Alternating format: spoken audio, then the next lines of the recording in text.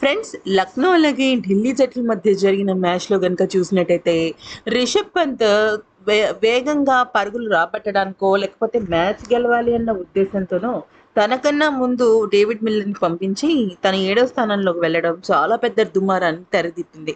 అయితే నిజానికి ఈ నిర్ణయం అటు కోచ్ జహీర్ ఖాన్ గాని, అలాగే ఇటు యాజమాన్యానికి గాని, ఎవ్వరికీ చెప్పకుండా తన సొంత నిర్ణయం తీసుకొని, ఈ రకంగా కెప్టెన్‌గా తన ఓన్‌గా డెసిషన్స్ తీసుకోవడం జరిగింది. అయితే మొదటగా జహీర్ ఖాన్ దీన్ని చాలా తప్పుపట్టాడు. ఆ తర్వాత మ్యాచ్ ఓటమి పాలవడంతో ఆ కోపం కాస్త ఇంకాస్త ఎక్కువైపోయింది. అయితే నిన్న రిషబ్ పంత్ చాలా ఎమోషనల్ అయిపోయాడు. వ్యక్తిగతంగా తన బ్యాటింగ్ అస్సలు ప్రదర్శన బాలేదు. మరొక వైపు జట్టుగా కూడా రాణించలేకపోతున్నాడు.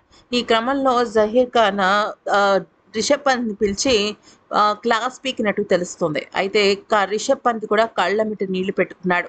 ఇక ఈ రకంగా చూసినట్టయితే దీని గురించి జహీర్ ఖాన్ ఏమన్నాడంటే, అనవసరపు ప్రయోగాలు చేయడం కరెక్ట్ కాదు. ఎప్పుడైనా ఏదైనా అడగాలి అనుకుంటే మొదటగా కోచ్ లేదా ఆటగాళ్ళ ఒపీనియన్ తీసుకున్న తర్వాతే ముందడుగు వెయ్యాలి అంటూ సూచనలిచ్చాడు. ఇక రిషబ్ పంత్ కనుక ఇలాగే ఆడితే మాత్రం ఖచ్చితంగా తన సెంట్రల్ కాంట్రాక్ట్ అంటే బీసీసీఐ పైన కూడా తన దృష్టి అనేది కొంతవరకు మారుతుందని చెప్పొచ్చు.